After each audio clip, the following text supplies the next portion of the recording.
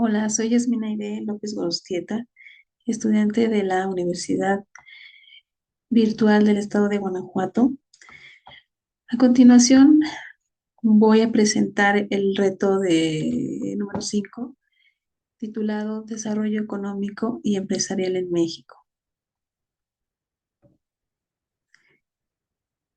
Ok, empezamos con esta diapositiva en donde tenemos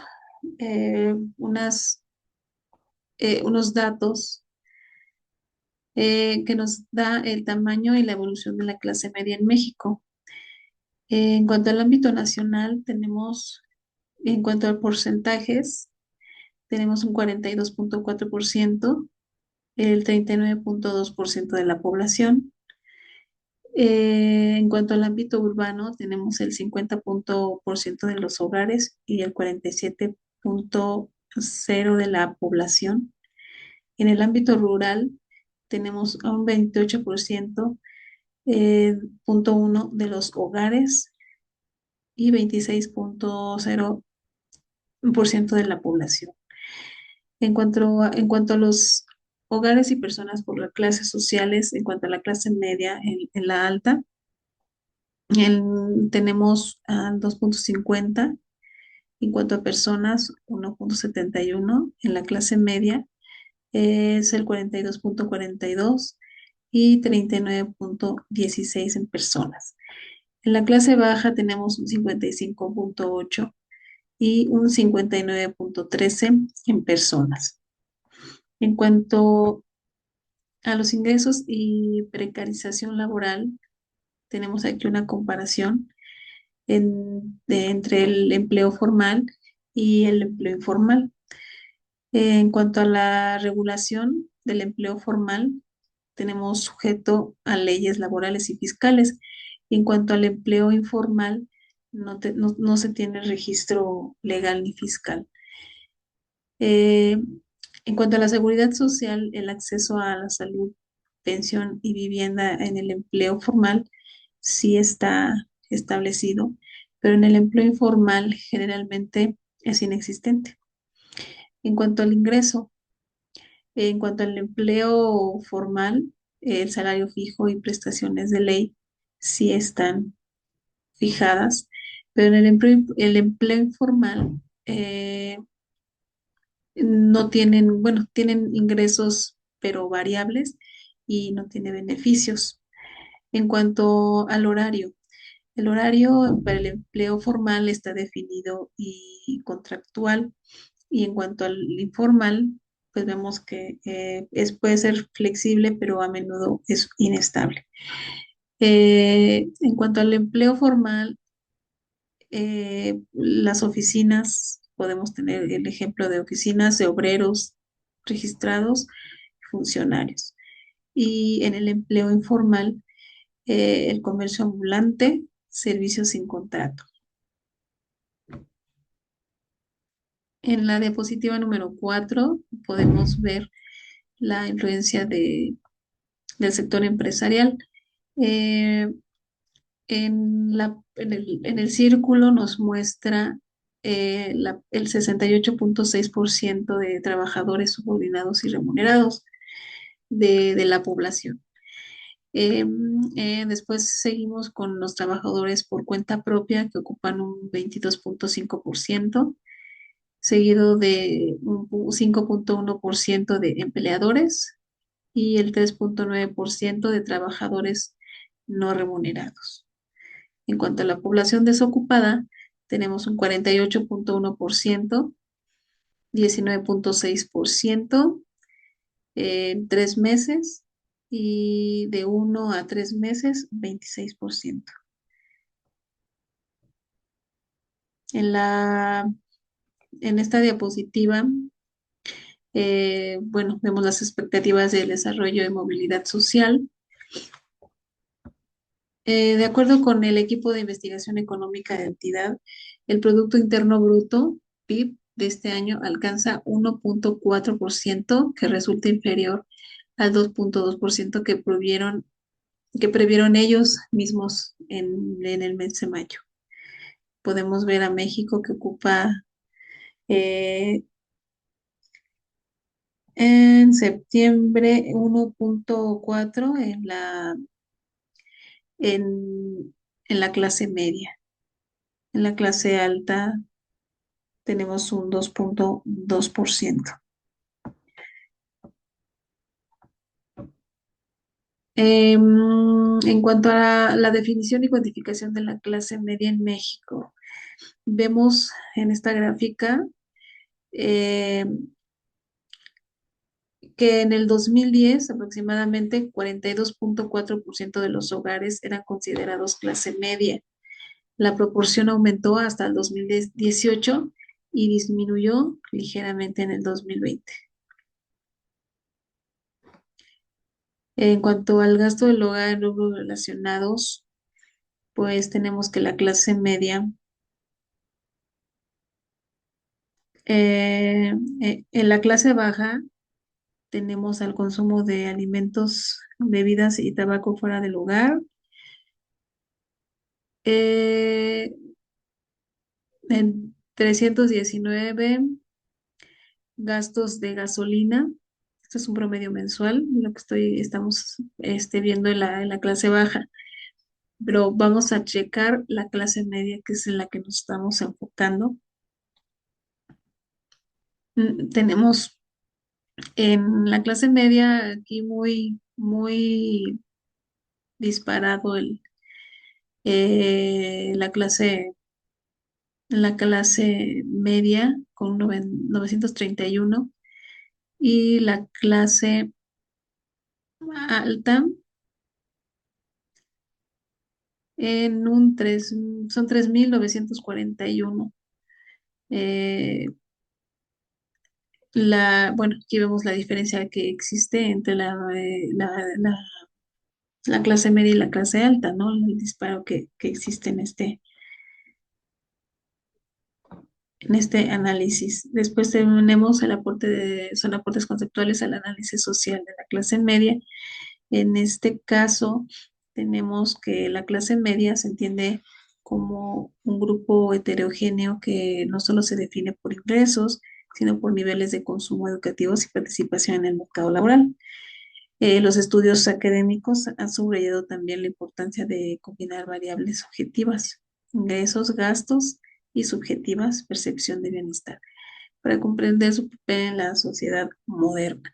Vemos que un 78% ocupa eh, la menor educación superior,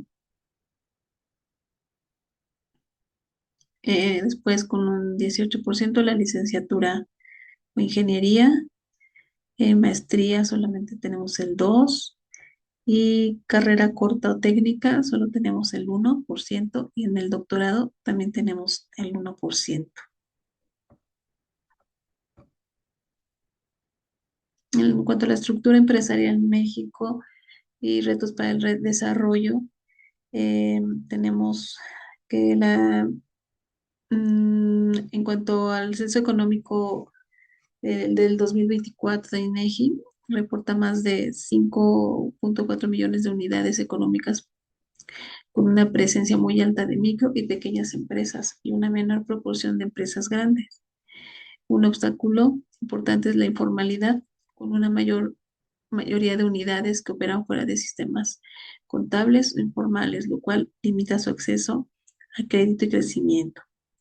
Aquí tenemos la gráfica de la distribución de unidades económicas por tamaño en México.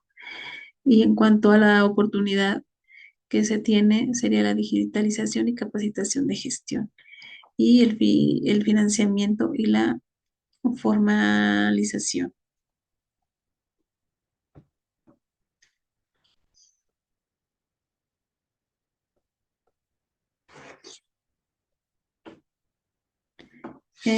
Tenemos la dimensión social del sector empresarial.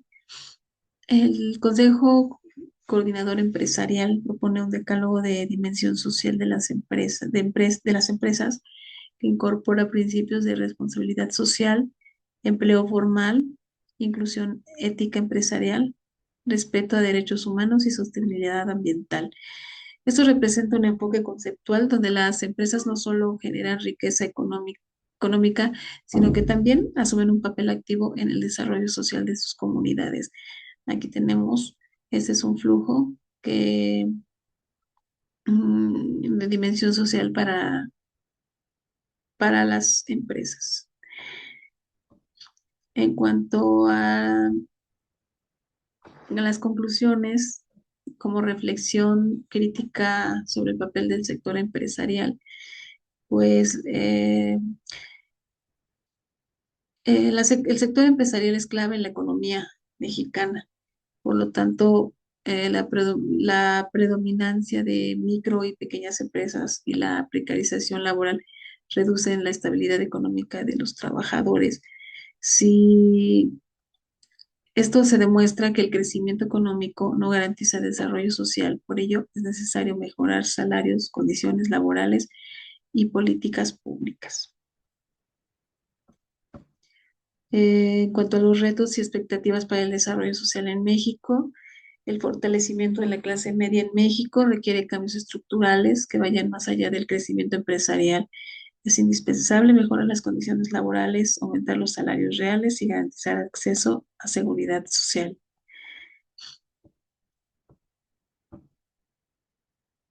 Y como reflexión crítica sobre el papel del sector empresarial, desde una perspectiva crítica,